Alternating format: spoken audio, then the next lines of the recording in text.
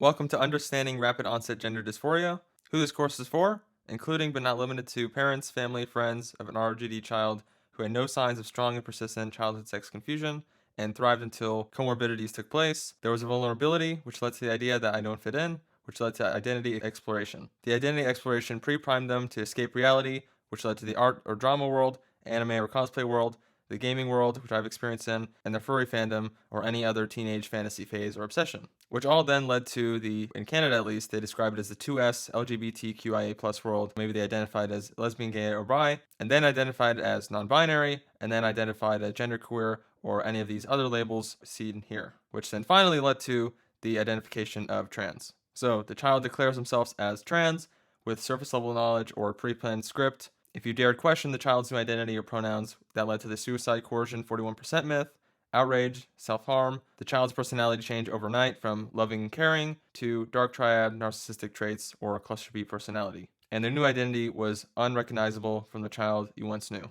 Now I should note, there is no high quality evidence to suggest the overall attempted suicide rate from trans-identified youth is 41%. So a lot of times these activist clinicians will coerce parents using this 41% myth, which was based on a non-random sample, adults not kids, and attempts not confirmed. The personality B disorders, these kids are internalizers. They're anxious, sensitive, nervous, depressed, isolated. They may be sex segregated, family dynamics, or confusion about the meaning of gender. The child then demanded cross-sex hormones or surgery, binder for girls, tucking tape for boys. Sometimes they give it out at school. They wear these pins or flags like glue religiously. Compelled speech from everyone to use these fake neopronouns, refers to their true identity as, quote, dead name, and miscorrects language as misgendering. They label all their pain or body shame onto you. The transphobe, bigot, or homophobe may call you by your first name instead of mom or dad, and refers to themselves as child or sibling instead of son, daughter, brother, or sister. You felt confused, shocked, bewildered this happened. There were never any signs of childhood sex confusion. You felt anger towards the child's illogic and guilt that you missed something. You still feel like walking on eggshells daily, not to trigger the child's outrage, while sticking to your values to keep your family intact, to restore balance. And bonus, the child was affirmed at school, so the GSA club, or by staff, or by a third party. They were influenced by the internet, social media, influencers, or groomers, and pressured by a peer group, you're boring, or the victimhood status hierarchy, or other authorities. And you wish for the child to avoid medical harm and accept his or her biological sex and biological reality. If this sounds familiar, it's because it happened to me. And a loved one I know went through this, and it was probably one of the hardest things I've ever had to deal with in my life. And this is the medical scandal of the 21st century. So I created this presentation to help people going through this like me, and the goal is to take you from a confused to an understanding state on rapid onset gender dysphoria that I wish I had before many years ago. So you know what you're dealing with if or when this affects you as an RGD parent, sibling, friend, or family. Now there's this term called ideological disassociation, and this whole concept of transgenderism and this whole phenomenon that's going on in society is really meant to confuse people on purpose. If you're familiar with Galileo versus the Catholic Church, many centuries ago, Galileo thought that the earth revolved around the sun, and the Catholic Church thought that the sun revolved around the earth. And you can see on the right here, this is what it looked like with the church's view, and this is what it looked like with Galileo's view, and it was later discovered that Galileo was correct in his discovery, but was instead put on trial for 50 years. And so this is just to illustrate how cults work and how that one idea can really confuse an entire population. Understanding rapid onset gender dysphoria. So, where did gender come from? Gender started out as grammatical gender, the classification of nouns into categories based on their grammatical characteristics. It originated in ancient times via animate or inanimate categories, and later languages evolved gender to masculine, feminine, or neither. And I should note that this was a grammatical rule and it was not associated with biological sex whatsoever. So an example, the linguist discussed the gender of nouns like arba, tree, as masculine, and flower, as feminine, based on the grammatical rules of Spanish. And different languages had different meanings of gender depending on the objects. So you could have key meaning masculine in one language, and in another it'd be feminine or neither. Now sex, the type of gamete an individual's anatomy is organized to produce. So females, an individual whose biological reproductive system is developed to produce ova, and males, an individual whose biological reproductive system is developed to produce sperm. Intersex and other conditions still develop as male or female. There's no third gamete. So you can see here sperm and ovum, and a lot of times activists will say Klinefelter syndrome or others mean that there's a different sex, when in reality, these conditions often develop as either male or female. Now in the 1950s and 60s, John Money applied gender to people as his theorized psychological or brain sex, separate from biological sex. Money's gender theory suggested humans are born with a blank, quote, natal gender, and he attempted to prove that nurture was greater than nature via his Reimer twins experiment. This is also referred to as the John Jones case, in which twin baby boys had a botched circumcision and were raised female. In the short term, it was perceived as a success, and Money received 65 awards.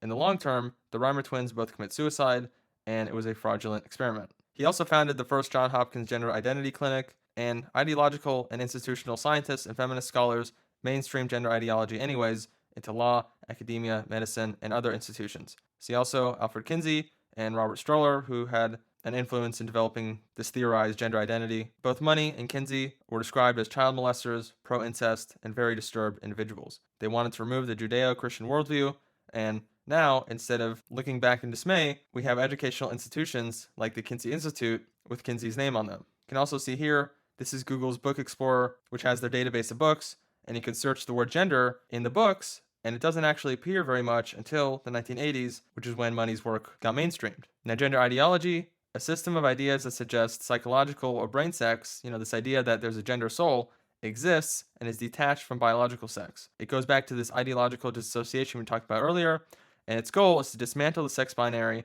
into a spectrum. It's often referred to as a gender cult, and oftentimes is a luxury belief. Quote, in the emergency department, it's just real medicine. There isn't any of this in the south side of Chicago. You have to be hyper-competent, living in the truth. That's Dr. Carrie Mendoza. In fact, these activists have made it very clear, titling resources like the Gender Dysphoria Bible and other propaganda fed to kids like biological sex as a spectrum. Today, gender is more of an ideological term than not. Confusion around gender stems from definition. Many are in circulation. So there's a synonym for sex, that's the one I learned growing up, that's most common, a subjective feeling in relation to one's sex, societal sex-based roles or expectations, sex-related behavior, personality traits, and sex stereotype theory, which is how it's described in court. Ideological linguists were successful in sowing confusion around gender, and so to clarify, ask people which they mean, or just use sex instead. As nowadays, gender is more of a meaningless term and is designed to confuse people. So this is the Diagnostic and Statistical Manual of Mental Disorders. In the third edition, in 1980, established gender identity disorder with two subsets, childhood and atypical. There are a few definitions that were established, like gender identity and gender role, but no definition of gender. This is where John Money was credited, and these highlighted terms are ideological. As gender identity, the sense of knowing to which sex one belongs to, that is, the awareness that I am male or I am female, is akin to a religious soul and has no scientific basis. You can also see here gender, the same year the DSM was published, got mainstreamed into society. In the DSM-4, gender identity disorder was refined for adults and adolescents, so they added a few new terms, but still no definition of gender. Again, with these two being ideological terms. Now, a person's inner conviction of being male or female. In the DSM-5, published in 2013, gender identity disorder was renamed to gender dysphoria for, quote, stigma of the disorder, and new terms were added. So now there was a definition for gender, but many more ideological terms. And this created a gender ideology hotbed where science and ideology do not mix together. And gender, the public and usually legally recognized lived role as a boy or girl, man or woman, seems like a costume that can be worn like man or womanhood. The DSM also differentiated between transgender, transsexual, and transvestite. So a lot of times you'll hear trans, but not sure which one it means. So transvestite is a cross-dresser, transsexual, an individual who seeks or has undergone a social transition to be perceived from male or female to female or male, which in many but not all cases may involve a somatic transition by cross-sex hormone treatment and genital surgery or sex reassignment surgery, was a medical intervention that involved 2+ years of gatekeeping and safeguards, and because of this was more driven by reward and not ideology. Whereas transgender, the broad spectrum of individuals who transiently or permanently identify with a gender different from their natal gender, was marketed by activists in the 90s over transsexual and is more of a social and political identity driven by gender ideology. And many who identify as transgender may not know the differentiation between the three. So gender dysphoria, the distress that may accompany the incongruence between one's experience or expressed gender and one's assigned gender. The reason for renaming it was to be more descriptive than the previous DSM-4 and to focus on the dysphoria as a clinical problem, not identity per se. But in reality, the definition, many are distressed if the desired physical interventions by means of hormones and or surgery are not available, place the the stress of the dysphoria on the inventory levels of hormones and or surgery not being available. And there is a DSM 5.1 push to move gender dysphoria to the appendix and rename it gender incongruence, like the ICD-11, in which, quote, the body and mind are out of sync with no mental illness implied. So it seems these gender activists do not want gender dysphoria to be a mental illness at all. So there's 3 types of gender dysphoria.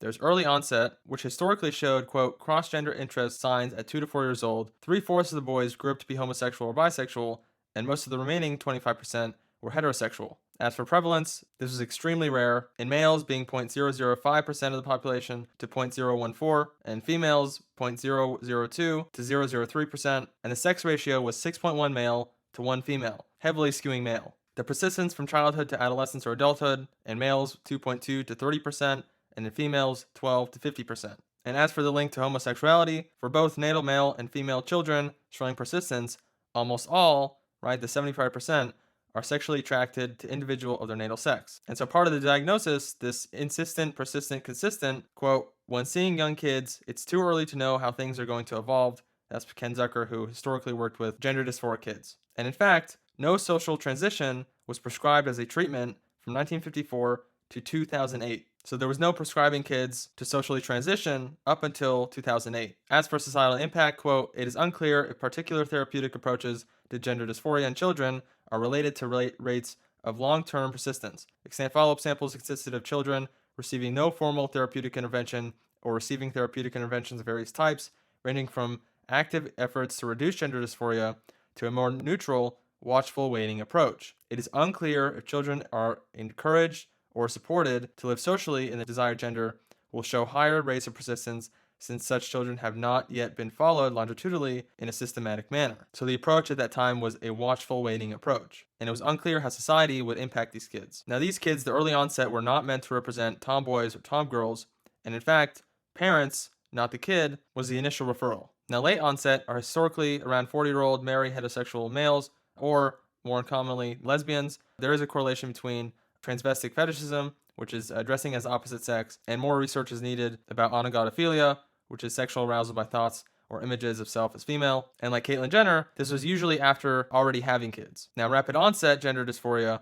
this is a new phenomenon in the last about 10 years where, quote, adolescent and young adult children who have had no histories of gender identity issues experience a perceived sudden or rapid onset of gender dysphoria, which Dr. Lisa Littman published in her 2018 study. 62.5% of the participants were diagnosed with at least one mental health disorder or neurodevelopmental disability prior to the onset, and there were lots of comorbidities, particularly autism, anxiety, depression, and a whole list of others. What's interesting to note about this cohort is that the sex ratio, remember before the early onset, 6.1 male to 1 female, flipped to heavily majority female, and many of these were upper middle class left-leaning girls, and they came into the clinics already socially transitioned, so they self-diagnosed. Now the research on ROGD, so in 2016, Dr. Lisa Littman recruited parents for a study on Fourth Wave Now blog. In 2017, Dr. Ken Zucker, who historically worked with gender dysphoric patients, noticed a sharp increase in his number of referrals and the sex ratio flip. Unfortunately, gender activists shut down Zucker's clinic. However, he did sue and win. Ray Blanchard also wrote an article on this new phenomenon, and in 2018, Dr. Lisa Littman saw a 4,500% increase in this phenomenon in young kids identifying as transgender and coined the term rapid onset gender dysphoria, which she received much backlash for from activists. You can see here the sex ratio flip and the referral rates rising year over year over year. So in 2020, the ROGD phenomenon was confirmed by Abigail Schreier's Irreversible Damage. In 2022, a Gallup poll was released in which 2.1% of Gen Z identified as transgender, which if you do the math was a rise of 15,000 to 105,000% gender dysphoria to trans identification increase in a few decades. And in 2023, Michael Bailey published a follow-up study to Littman's paper, which was also retracted by gender activists. Miriam Grossman's Lost in Translation was published, and another detrans and desistance study was also published. And if we look to the present day, we now have countless parent support groups, including ours, thousands of RGD lookalike stories, insurance data, hormones, and SRS trends, like Komodo Health and the Gender Mapper Project, which suggest RGD is a social contagion. So what is a social contagion? It's the spread of behaviors, emotions, or ideas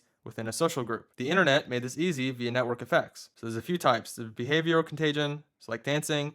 There's emotional contagion, like smiling. Ideological contagion, like memes. And a newer form of social contagion, mental health contagion, like dissociative identity disorder, or the Tourette's YouTuber case, where they're getting it from the internet. Now, there's 3 forms that social contagions travel through: disinhibitory, echo contagion, and hysterical contagion, many of them echo chambers, with hysterical contagion being the unwanted transmission of a behavior, emotion, or effect among a group by an unknown means. So this is a form where it may not be desirable, but it transmits anyways, and is also described as a mass psychogenic illness, a phenomenon in which a group of people, often in close proximity to one another, experience a range of physical or psychological symptoms that have no apparent medical or environmental cause, and these symptoms are believed to be caused or exacerbated by social and psychological factors like fear, anxiety, or suggestion. Historically, young females have been most susceptible due to having more sensitive mirror neurons, so the ability to mirror each other better. Now, there's many examples of this throughout history. So you have the dancing plague, the Salem witch trials, the laughter epidemic, and in the 80s and 90s, bulimia, anorexia nervosa, and then this recovered memory movement. And then more recently, the Spoonies movement, which is where teenage girls with invisible illnesses, known as Spoonies, post TikToks on themselves crying in hospital to generate thousands of likes and other attention as identifying with an illness. And so rapid onset gender dysphoria seems to be a mass psychogenic illness based on symptoms that have no plausible organic basis, symptoms that are transient,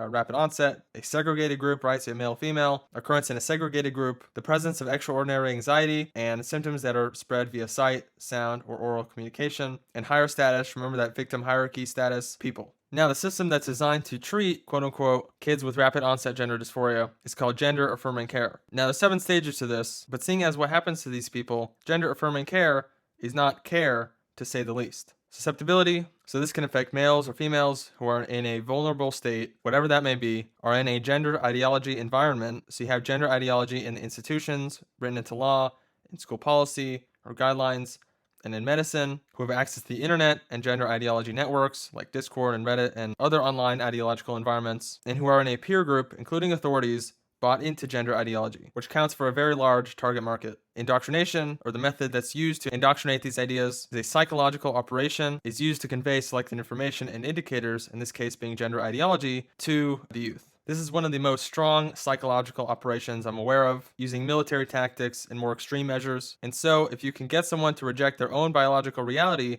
what can't you make them believe? Now, these ideas have been captured by the majority of institutions, like the state, which endorses gender-affirming care, the U.S. government, Biden, Democrat Party, Office for Civil Rights, and depending on which state you live in, it may also be written into state law. In the schools, ROGD became ground zero. It's written into the staff education and infused into sex ed. These ideas come from universities, and many schools are granted federal funding to teach gender ideology in their curriculum through Common Core. Student clubs like the GSA Club, which started off as the Gay and Straight Alliance, turned into the Gender and Sexuality Awareness, radicalize students into gender ideologues. Non-governmental organizations like Gleason get their transgender guides to bypass Title IX laws into schools, and explicit books desensitize K-12 to pornography, with other NGOs lobbying and funding worldwide gender ideology grants into 193 countries, like UNESCO does into Kenya. And the people that run these NGOs, they're true believers. They are accountable to no one, they're extreme,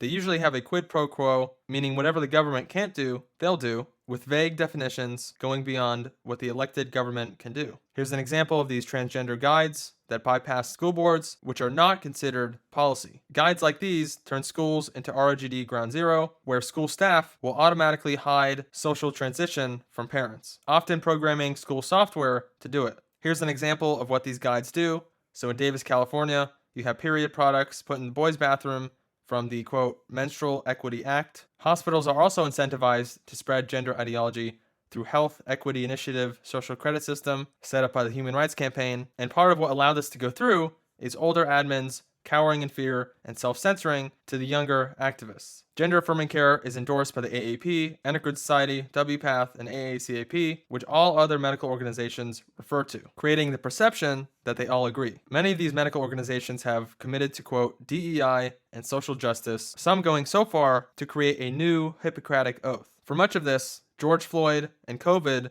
was the catalyst that inscribed social justice into mission statements and made rule changes to encourage woke, less experienced doctors in training to attend meetings and set agendas over the older doctors, and stated that disagreement with stated goals and policies is equal to bigotry rather than good faith scientific disagreement. So here's an example of that wokocratic oath.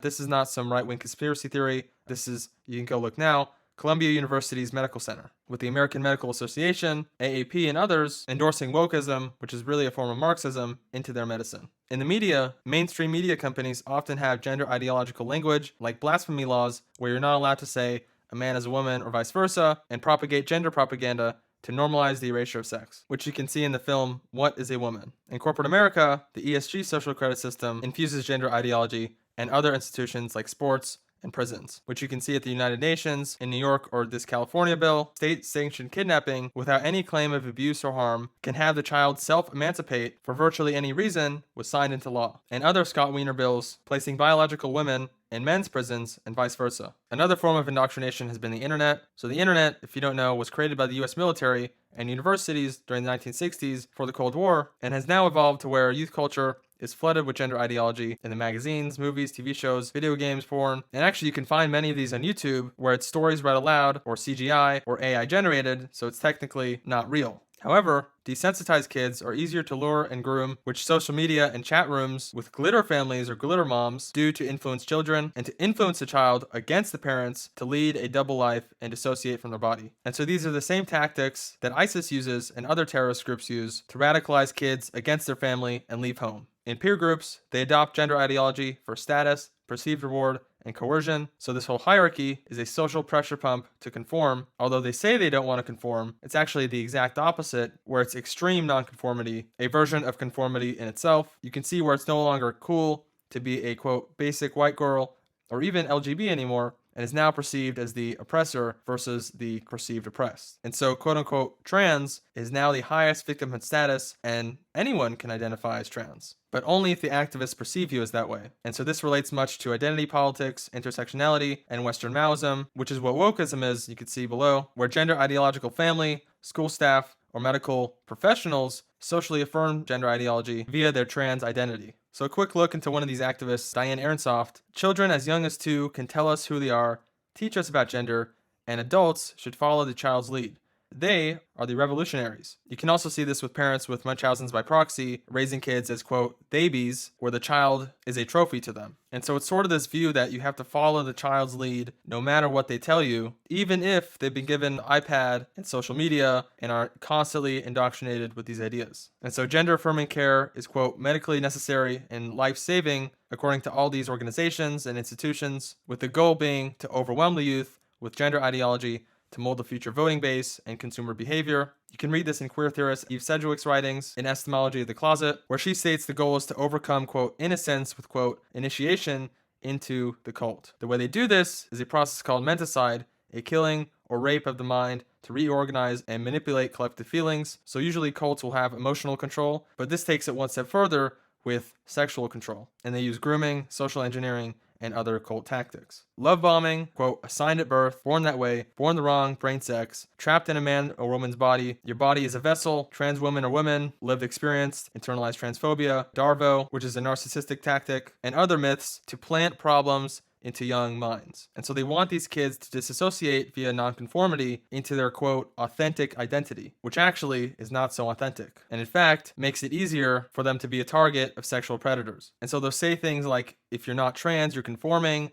but if you are trans, you're authentic. A lot of this has to do with social justice culture, with the oppressor versus the oppressed worldview, and social emotional learning, which schools teach to socially transition minors without their parents. Another myth they like to use is left-handedness. However, there's a big difference where in 60 years, left-handedness had a 300% rise, and trans identification had a 2,100 to 6,000% rise in 10 years. So this is just a little snippet of what some of this indoctrination looks like. It's all over social media, it's in the schools, it's in our institutions, and it's being promoted on the world's biggest kid influencer, Mr. Beast. So here are 2 images to help understand 24/7 indoctrination, vulnerable kid, and then these gender activists will claim they were born that way. And you have a vulnerable kid, and they see that non-trans equals conforming, and trans equals, quote, authentic, which further confuses them. Here's an example of this. So if you Google, am I trans, you'll be directed to a quiz tab, which is specifically set up for this search result. You'll take a quiz. Surprise, surprise, you are trans. Then you'll be redirected to the Gender Dysphoria Bible, which is a propaganda outlet.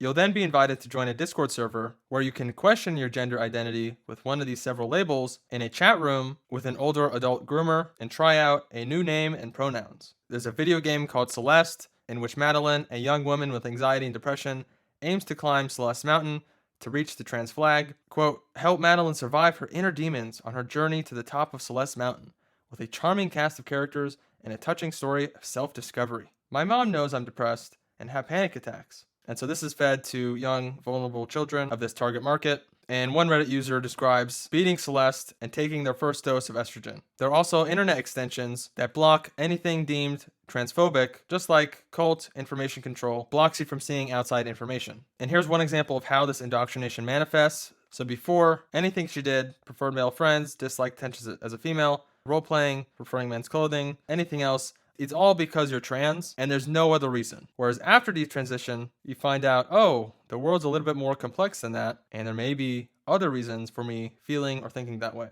And so the end of this indoctrination is body, mind, and spirit disassociation. It's like the paranoid schizophrenia, where you don't know what's real and what's fantasy, and you have extreme anxiety. You're likely demoralized, depersonalized, derealized, and atomized. And all this rumination of gender realizes to the buy-in of gender ideology. Social transition, the public adoption of a new gender identity, where you, quote, come out, but really it's just declaring, to parents with a pre-planned lookalike script. And I put come out in quotes because 0% of homosexuals spontaneously become heterosexual, whereas we have 12 studies on the rates of desistance and persistence with gender dysphoria, where 98% desist by puberty if they're left alone, and one study where 97.5% persisted, which were all socially transitioned. And so you can see the effect it has if they're left alone versus if they socially transition has a great effect. And so many of these gender activists will claim that their gender identity is locked in or they're born that way.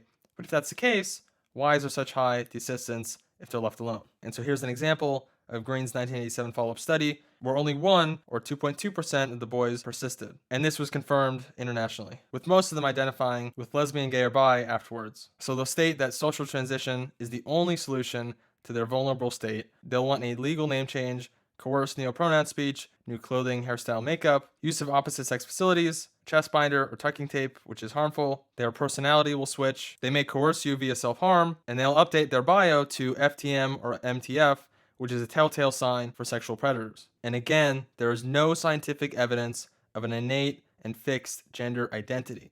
It is a social or political identity, usually to score status points within this gender cult, and it's more inferred psychologically by one's own assertions, where gender dysphoric kids will say, I feel like a boy or a girl, and indoctrinated kids will say, I'm trans. And so this describes that self-trans identifying is more of a maladaptive coping mechanism, not a formal diagnosis. And a lot of these labels trap these kids in a box. So this seems oddly familiar to the recovered memory movement, in which fake memories were also planted in one's childhood and was also inferred psychologically by one's own assertions. Social transition is not an innocent gender exploration phase. It is iatrogenic harm, which means caused or made worse by treatment, or in this case, a psychosocial or sexual medical intervention, which disrupts the child's reality. Some of these kids have also self-diagnosed as dissociative identity disorder they got from a Marvel TV show in which the main hero is made brave to self-diagnose as a survival mechanism. And so social affirmation reinforces false beliefs of the child's body, identity, and reality, and it is harmful. And attempts to treat the underlying gender dysphoric issues is labeled conversion therapy in 19 states. And so going back to those studies we just showed, there is evidence that social transition greatly increases the percent of medical transition, like a self-fulfilling prophecy. And so in regard to social transition, US-based medical groups are out of step with World Health Authority's recognition of risks in pediatric social transition, where the UK CAS report has described social transition as a, quote, active intervention because it may have significant effects on a child or young person in terms of their psychological functioning. The NHS guidance states, quote, adolescent and social transition should require a gender dysphoria diagnosis and informed consent. And in 2023, NHS published a module for schools in which it reiterated that a social transition is, quote, a complex decision and should be considered an active intervention. Quote, supporting a social transition without the involvement of parents or carers, the NHS emphasized, can create complex difficulties within families and is not recommended. Secrets between parents or carers and their children are problematic and are likely to create further issues in the future. As for the concern about abusive parents, if there are significant concerns, schools should seek careful and detailed safeguarding oversight to assess risks. Dr. Kautiala, a chief psychiatrist, confirmed, quote, 4 out of 5 children with gender dysphoria desist by adulthood. When asked to comment on a proposed law that would grant minors the ability to define their gender for purposes of government documents, Kautiala said that while it is, quote, important to accept children as they are, negating the body by confirming that a child's gender self-perception is real can send the child a message that there is something wrong with him or her. And so the Finnish Pediatric Society and Finnish Medical Association both objected to legal gender self-identification for minors, and the proposal was defeated. Even WPATH recognized the current evidence base is insufficient to predict the long-term outcomes of completing a gender role transition, and that the desire for social transition may reflect an expression of their gender identity, but it could also, quote, be motivated by other forces. U.S. courts have recognized social transition as a medical intervention. Transgender identified plaintiffs and their counsel have argued, and in most cases, courts have agreed, that using restrooms and other sex facilities are a crucial part of a treatment protocol for a medically diagnosed and documented condition. In Grimm versus Gloucester County School Board, the ACLU pled on behalf of its client that a, quote, critical element of treatment for gender dysphoria is a social transition in which the male-identified individual lives in accordance with his gender identity as a boy in all aspects of life. And so the evidence suggests that transgender identity is less stable in adolescents or even adults than social transition advocates assert. And high-quality research is necessary, especially in teenagers with complex presentations of gender-related distress, to know how many will experience regret or detransition. Due to the high likelihood of desistance and the danger of inappropriate social transition, clinicians and medical associations used to endorse, and many still endorse, a therapeutic approach known as watchful waiting. This approach does not actively encourage or discourage expression of incongruent gender, but allows the youth to engage in nonconforming behavior while using therapy as needed to address psychological problems. It's only very recently, in the light of serious misreading from scientific literature, that watchful waiting has been recast as a form of harmful conversion therapy. And so activists have added gender identity to conversion therapy laws, which are about sexual orientation happening at puberty, to target clinicians who treat younger patients as young as 2 to 4. And many therapists are legally obligated to affirm the trans identity of self-hate, depending on the state, or risk their license. To sum up, social transition is a medical intervention, and it does promote iatrogenic harm, which affirms the trans identity of self-hatred. And at the end of all this, parents are either given a choice to buy in or grieve disenfranchised estrangement, which is estrangement except society either doesn't know or condemns you about it. And to exit, the child desists. Puberty blockers, activists will describe this, and actually the gender clinics will describe this as, quote, the next step on your gender journey. The gender clinics are increasing and actually are attached to the universities themselves. You can visit the Gender Mapper project for more information, and the process goes something like this. The child will self-diagnose. In many states, the consent age is around 15, but there's been evidence of kids being given puberty blockers even younger. They'll have a 30-minute consultation with a gender therapist, which is actually a salesperson, in which the child and parents are separated, where the child is groomed and the parents are fed the 41% suicide myth, and both of them are given false memories. One gender therapist described this as a, quote, persuasive essay letter that's required for gender diagnosis and insurance purposes depending on the state, and no safeguards. Virtually everyone is affirmed for gender-affirming care, no matter who walks in. The largest distributors being Planned Parenthood, Kaiser Permanente, and Plume, which can ship to your house. So this whole process has essentially turned into consumerized activism. Even for adults over 18, informed consent is not possible with false information. So many of these kids will walk in and say, I need you to diagnose me with gender dysphoria to prove I'm transgender, to their friends or authorities or themselves. And so puberty blockers are sold as this pausing puberty lie, where these gender activists will claim that they're just pausing puberty, we're just pausing the puberty button. But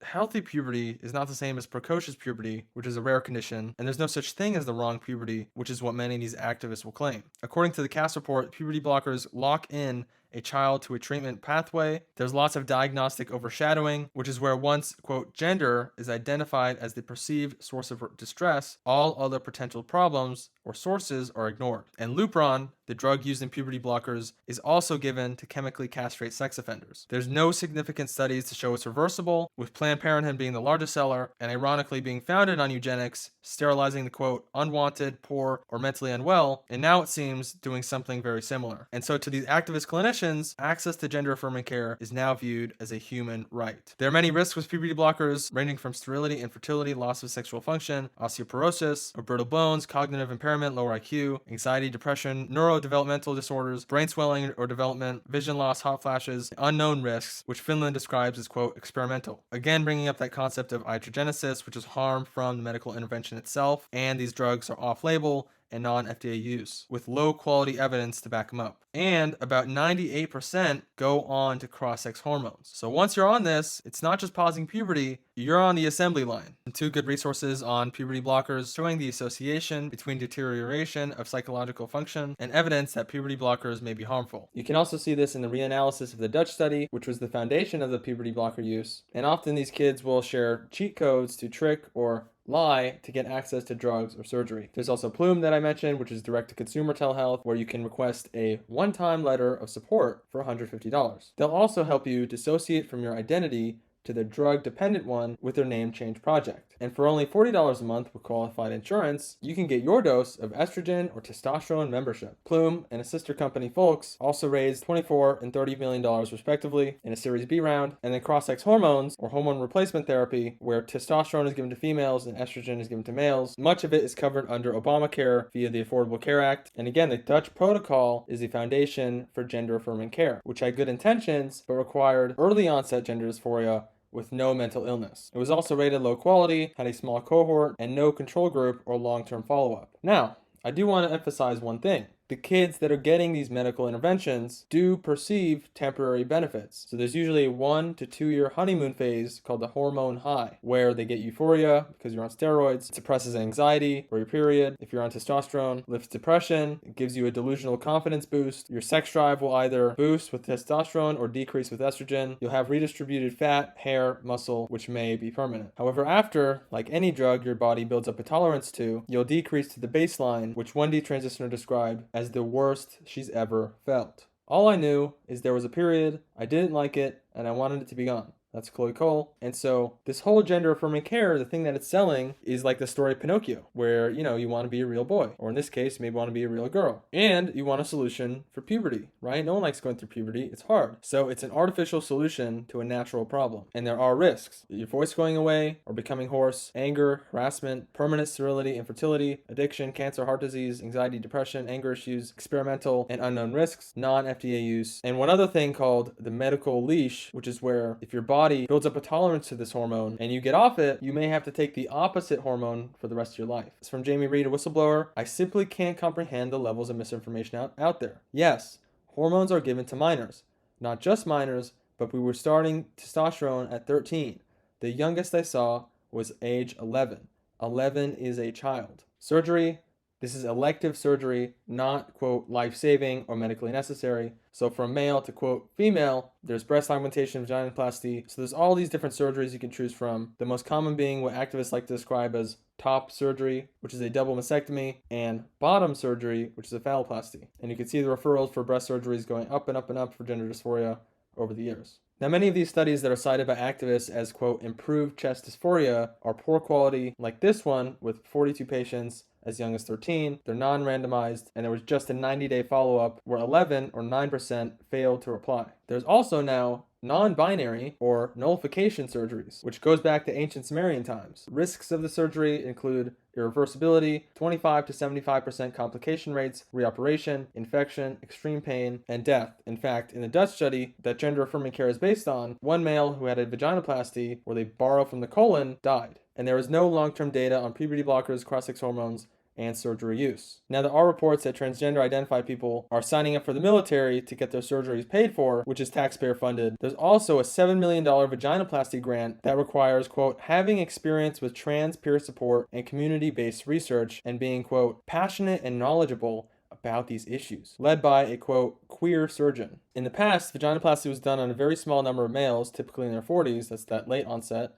But nowadays, the main patient demographic in adult gender clinics appears to be older adolescents, 18 or 19, and younger adults, 20 to 25, this rapid onset cohort. You can see there's a 20 to 70% post-op complication rate, and going back to that Dutch study, a fatality rate of almost 2%. Quote, too many people have come out of the program harmed without the financial or social means to do anything about it. Prior to the surgery, I had been expressing reservations to my therapist, who wrote one of my letters, and was hesitating the day of surgery to begin. I was asked after being administered part of the anesthetic before going under to sign consent papers. I believe I was coerced into the surgery by my doctors for whatever reason. I felt like as soon as it had been covered by insurance, I was rushed into it and not given proper informed consent. Another explanation for the study, it is a thinly veiled jobs creation scheme for those seeking careers in trans medicine, driven by financial aka pharma interests. Free top surgery grants at the University of Utah and other universities across the nation are also being given out for free, with gender-affirming clothing, gender-affirming haircuts, name change, gender marker change, corrected vital records, and travel for gender-affirming healthcare. Now, detransition. There's still much research that needs to be done, but from what we do have of 2 studies, the average regret time period is 8 to 11 years. So once you're on these hormones, once you're on these drugs, it's very challenging to get off them. So a lot of times these activists will say, oh, it's just a 1 to 2% regret rate, but that was done on adults, not kids, who underwent gonadectomy. And also that was in 2015 or earlier, whereas in a newer sample, 30.8% of patients ceased hormone prescription within 4 years. This was based on US military healthcare data. In the UK, 10% detransition within 16 months, and another 21.7% disengaged from the clinic before completing treatment. Another study showed a 12% rate of regret or detransition, and a 20% rate of stopping. Quote, the detransition rate found in this population is novel, and questions may be raised about the phenomenon of overdiagnosis, overtreatment, or iatrogenic harm, as found in other medical fields. So the current detransition rate appears to be around 30%, although, again, much research is needed. One of the big issues has been the statute of limitations. So if you do detransition, you only have 3 years from when you transition or get these surgeries or hormones to sue for malpractice. Now, there are some risks with detransition, so you'll be excommunicated from the gender cult. You'll be called never truly trans, but hopefully you will gain a true support system that has your best interests at heart. And these trans activists will view you not as an asset, but now as a liability, which goes back to this Red Guard that took place in China during their Cultural Revolution and the no true Scotsman fallacy. You may have a potential loss of coverage. However, detransitioner billing codes are coming soon. Addiction, dependence, or withdrawal are still unknown, and other unknown treatments or protocols. Also, again, this concept of medical leash, where your body's natural estrogen or testosterone levels deplete, you may have a lifelong dependency on the opposite HRT. And again, I want to emphasize that gender affirming care is 100% experimental child exploitation. It is the medical scandal of the 21st century. Now, benefits of detransitioning: you'll gain the detrans community, you'll be grounded in reality versus ideology, you'll be better able to recover and personal development, you'll gain the ability to live physically, psychologically, and spiritually free, and if nothing else, what do you have to lose? So ignore the sunken cost fallacy. Everyone has 2 lives. The second begins when you realize the first one ends. I find that it just gets better. Sometimes I have regressions, sometimes it hurts, but it's so worth it. I'm so much healthier than I was then. Now I have something to live for, to work for. And the population estimate, if you look at the Detrans Reddit, which has over 51,000 members now, and you divide that by 30%, let's say, that's about 166,000 medicalized. Komodo Health from 2017 to 2021 has 121,000 gender dysphoria diagnoses. And also within GG versus Lancaster County, they describe 150,000 transgender teens in the US. To give you a perspective, there were only 10,000 lobotomies ever performed. And so the detransition wave is here, there's just not enough awareness. So why is rapid onset gender dysphoria happening? Here's one explanation. Another explanation is you have all these different organizations, NGOs, the government, private entities working together in lockstep with one another, not so much as a conspiracy, just deferring responsibility to each other. So in the private sector, you have the average patient being worth $1 million to $1.6 million over their lifetime. There's a biotech incentive where you have eugenics and also to harvest body parts. The average person is actually worth less than the total sum of their body parts. It's almost like buying a company and selling it for parts. Humans. The medical community glosses over this ideology and is complicit in their ignorance to do no harm. The mental health community affirms gender affirming care and that self-hate, gender, or trans identity. NGOs manipulate incentives, points of leverage, and social credit systems like the Taiwanese Arcus and Gill Foundation, of which the Pritzkers run. And the U.S. sexual reassignment market is taken off like a rocket. So there's a lot of money to be made here. Now in the public sector, you have gender ideology used as government control, or a new voter bloc with this whole intersectionality movement. A lot of this comes top down from the civil rights state. It's marked as the next frontier of human rights. And so some have described civil rights being the civic religion since 1964, and activists see themselves as civil rights heroes and get books written about themselves like Gavin Grimm. Something something else that's fueling all this is non-judgmentalism, or the idea that tolerance equals apathy, when apathy is actually a vice or a cop-out, not a virtue or something good that you can do. And of course, universities radicalize the youth into their Marxist orthodoxy. And can't forget about sex, turning all of society into a child predator's paradise, where boys' genitalia is never developed and girls sell naked pictures on the internet of the breasts that they won't need before surgery. Here's a little bit how a cult works, and specifically the gender cult. This video is very helpful. The cult of gender ideology. Some more memes. So you have society, human rights, gender ideology, mind control, and a thriving industry being pulled by gender activists into society. Here's some stats on the sexual reassignment surgery market growing like crazy, and the global purchasing power of the LGBTQ plus consumer market. So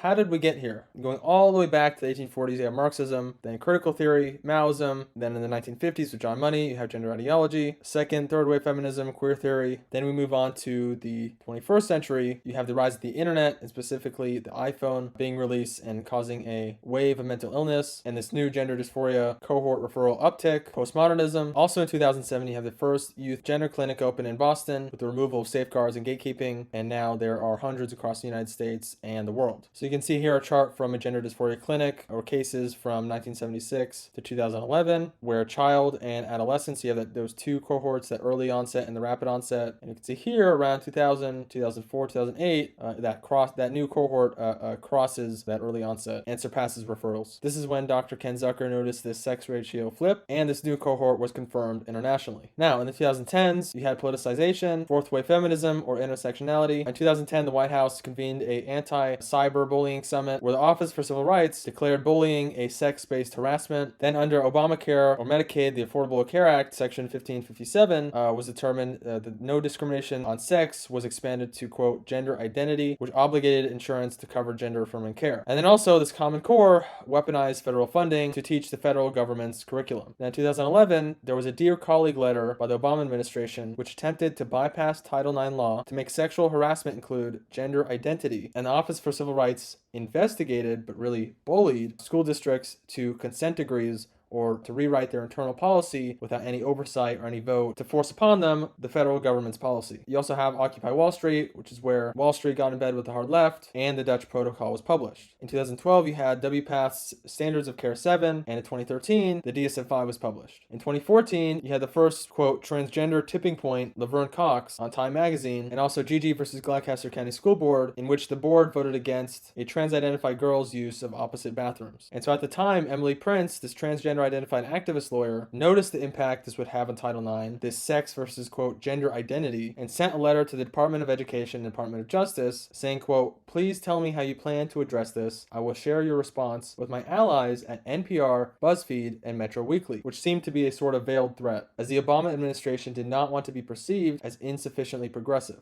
Emily also identifies as the, quote, sworn knight of the transsexual empire, but has since updated to the, quote, huntress of the transsexual empire. And so in 2015, a mid-level OCR bureaucrat wrote back in a letter, it's my understanding when these kinds of cases come up, quote, under Title IX, schools must generally treat transgender students consistent with their gender identity. And this was based on the OCR investigations, or really bullied consent decrees. Early 2000s lawsuits under Title VII, which concerned adults, not kids, did not require a redefinition of sex and rejected the notion of gender identity over biological sex. And so what happened was the Fourth Circuit Court deferred this definition of gender identity to this OCR letter, which was based on nothing. You also have in 2015 Caitlyn Jenner on Vanity Fair magazine, and the gay rights movement being hijacked after the Supreme Court ruling where they added the T and everything else. In 2016, OCR sent another Dear Colleague letter to all the school districts on transgender students, in which, quote, schools must accommodate students according to their gender identity. Again, this gender identity deferring to the Fourth Circuit, which deferred to that OCR letter, which was based on a mid-level bureaucrat's interpretation of gender identity. And also in 2016, you had rapid onset gender dysphoria research beginning as well. In 2017, the Endocrine Society released their clinical practice guidelines, essentially endorsing gender-affirming care, and in 2018, the AAP released a policy statement endorsing gender-affirming care and committed to trans rights. More recently, these kids have been identifying as genderqueer, so this is a study from 2017, and non-binaries, this is data from 2018, and in the 2020s, you have neo-Marxism, wokeism, intersectionality, in which you had the COVID pandemic, mental illness, where a lot of these kids were staying home, they weren't going to school, on their phone the whole time, and of course the George Floyd Floyd event. And also in 2020, the GG versus Gloucester County School Board ruling was upheld 2-1. This was due to, quote, emotional harm from using the restroom of the biological sex. Gavin was able to go 7 weeks undercover in a male restroom without being caught. When given a private unisex restroom just for Gavin, this was interpreted as Jim Crow, analogous to racial bathroom segregation. Also, the state ID and birth certificate were somehow legally able to do a sex change going back in time, and this was enabled due to a double mastectomy being, quote, functioning fully as a male, versus the board's biological gender, which was an arbitrary policy. And finally, Bostock versus Clayton County's Title VII interpretation, in which sex included gender identity. You basically have an incompetent school board versus radical gender activists, which was upheld 2-1. And so the Obama administration and federal courts bullied schools on bullying and reinterpreted what it means to be a male and female human being, helping to sexualize and sterilize an entire generation. The Trump administration tried to undo the faulty OCR guidance, but the damage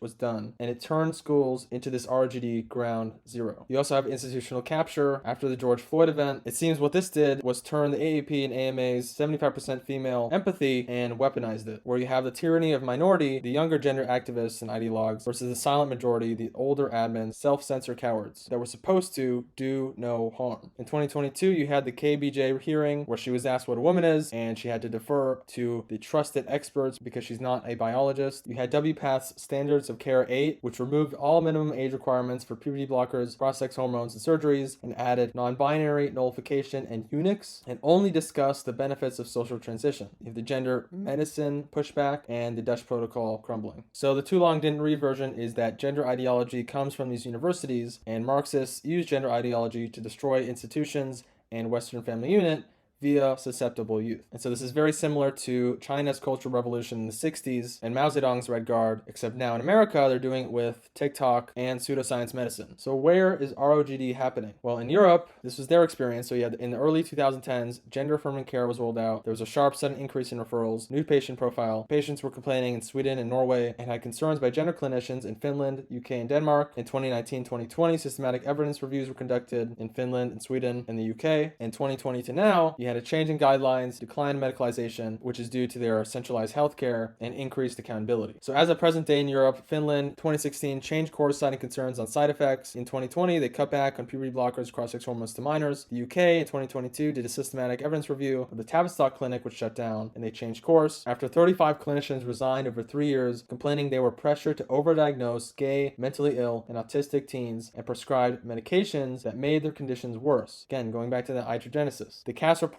stating social transition is not a neutral act. Sweden in 2022, you had a systematic review. They changed course. Same thing in Norway. Similar thing in France. They issued great caution in hormone use. In Denmark, 2023, sharply restricted youth gender transitions. And in the Netherlands, the Dutch protocol. There's a huge debate right now, and a lot of the low quality evidence is falling apart and crumbling. In the United States, however, in 2007, you had the first gender clinic open in Boston, a sharp, rapid increase in referrals in this new cohort. In the 2010s, you had medical associations releasing their guidelines. So WPATH 2012, Endocrine Society 2017, AAP 2018. You had growing criticism alongside growing industry. It became very politicized. And up till now, you have this all or nothing sort of black and white thinking, trans tribalism. And so 19 states, I believe it's 22 now, have taken steps to restrict or ban gender-affirming care in the US. However, a lot of the states that endorse gender-affirming care are advertising to kids that are not in those states. Florida, being the strongest of the 50 states to restrict gender-affirming care, did a systematic review in which they stated the benefits of medical transition do not outweigh the risks, which is the same outcome that the European countries came to. Now, the US healthcare system, I call this the Frankenstein system, because you have a mix of public and private, decentralized, but it's not decentralized. It's very, very, very confusing. And the reason for that is America is more of an individualism and entrepreneurial, risk-taking country. So you have,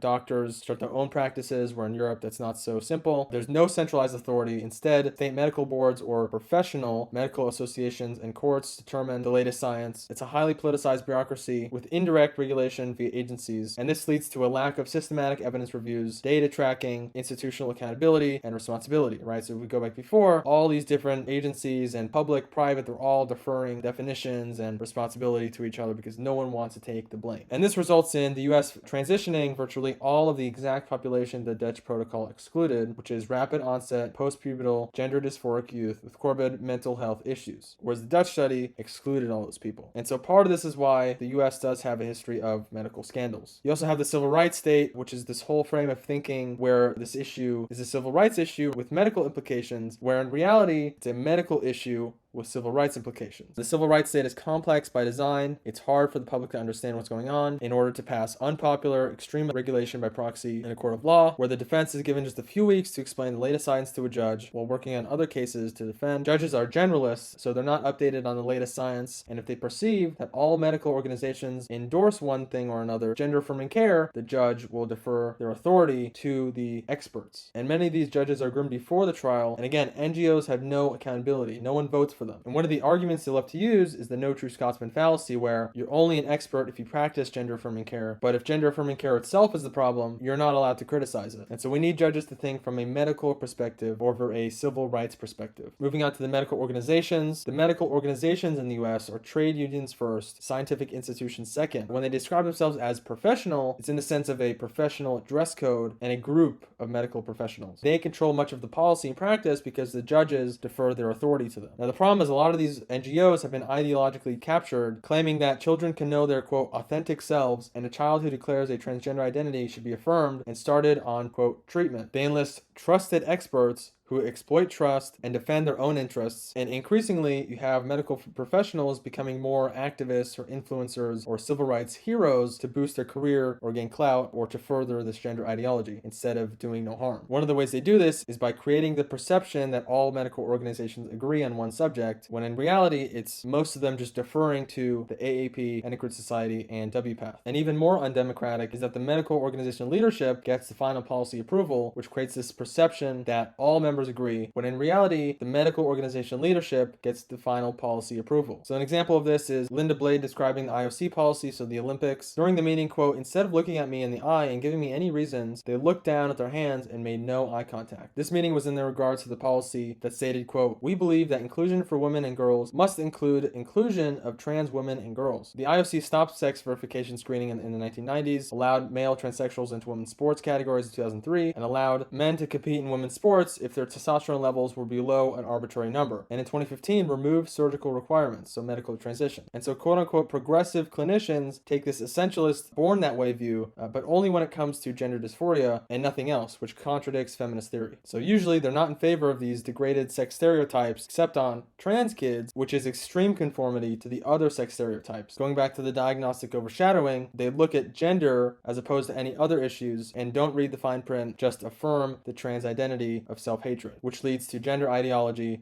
over medicine. So one of these medical organizations, WPATH, released their Standards of Care 8, which omits a proposed chapter on ethics, includes a chapter on eunuchs as a gender identity, and claims children can know they are eunuchs, claims a systematic review of evidence is not possible, Sweden, the UK, and Florida have done them, removes age minimums for drugs and surgeries, recommends social transition for children, but only, quote, when it would be beneficial, and only discusses benefits of adolescent social transition. They also collaborated with castration and child abuse fetishists, the Eunuch Archive, which is directly acknowledged and named, and that produces fictional child porn and extreme sadomasochistic content with 3,000 stories involving minors, including the explicit sexual abuse of children. Now, the Endocrine Society, they're more technicians, so it's not whether, but how to do gender-affirming care, which was passed in 2017, and the AAP, which in 2016, 6 pediatricians formed the LGBTQ+ health and wellness branch. 4 of 6 were activists who were engaged in transitioning kids, Jason Rafferty being one of them, who wrote the AAP position paper in 2018, which labeled watchful waiting conversion therapy, omitted all studies showing kids desist by puberty, and that affirmation is not supported by evidence, and which studies cited show the exact opposite, that watchful waiting is the only scientifically supported treatment protocol for gender dysphoric kids. And so the entire medical establishment bases all of its recommendations on one highly dubious, cherry-picked, non-peer-reviewed study, which subjected tens of thousands of kids to treatment and stifle debate ever since, like a Castro consensus. Other honorable mentions include Jack Turbin and Diana Tordoff. So ever since then, the AAP has continued to double down that not affirming a kid is akin to conversion therapy. They want more affirmation, more hormones, and more surgery. There's a leaked audio recording you can listen to here. Now, Jason Rafferty, that wrote that AAP position paper where he labeled watchful waiting as conversion therapy, that position paper was based on Diane Aronsaft's article. Remember who said we should listen to children and believe their delusions and affirm everything they say? Well, you won't believe who Diane Aronsaft bases her work on. John Money. And so this entire gender ideology revolves around and stems from John Money's fraudulent work and this idea of this gender identity or this gender soul that has no scientific evidence and is more of a cult belief. Finally, I should mention, Iran has been on the frontier of sexual reassignment surgery for a while now. Now you may be thinking, Iran, they're not a Western country. How could they be so far ahead in Western medicine? Well, they also practice forced conversions involving genital mutilation of homosexuals into transsexuals, where they're told to either blend in or be executed, like, quote, changing wheat into bread. And this is under direct supervision of Ayatollah Khomeini. So, how does rapid onset gender dysphoria, how does this whole medical scandal end? Well, soon, if not already, Michael Schellenberger has released the WPATH files exposing the great work they've been up to. In the meantime, this will all be in litigation, at least in the States, slowly. So first, overwhelming detransitioner stories of fraud and deception, malpractice. Then you'll have the activists walking back, oh, we never meant it like that. You'll have a flood of malpractice lawsuits, which are in litigation. And then, once the tech and legislation is ready, they'll move on to the next social contagion. A lot of this is resonant to the opioid crisis where groups never admit mistakes. And so I want to stress that it's on all of us, it's on you to speak up to end this medical scandal. If you enjoyed this course, be sure to share it and spread awareness. And if you'd like another course on navigating rapid onset gender dysphoria, comment down below and apply to join our support group if you're not already. Also be sure to check out these bonus resources, Abigail Shriver's Irreversible Damage, Lost in Translation, and Desist, Detrans, and Detox. These books were very helpful. The bonuses you can unlock by joining the support group. And last but not least, you cannot hate what you understand. Anger and pity are opposites, and have courage.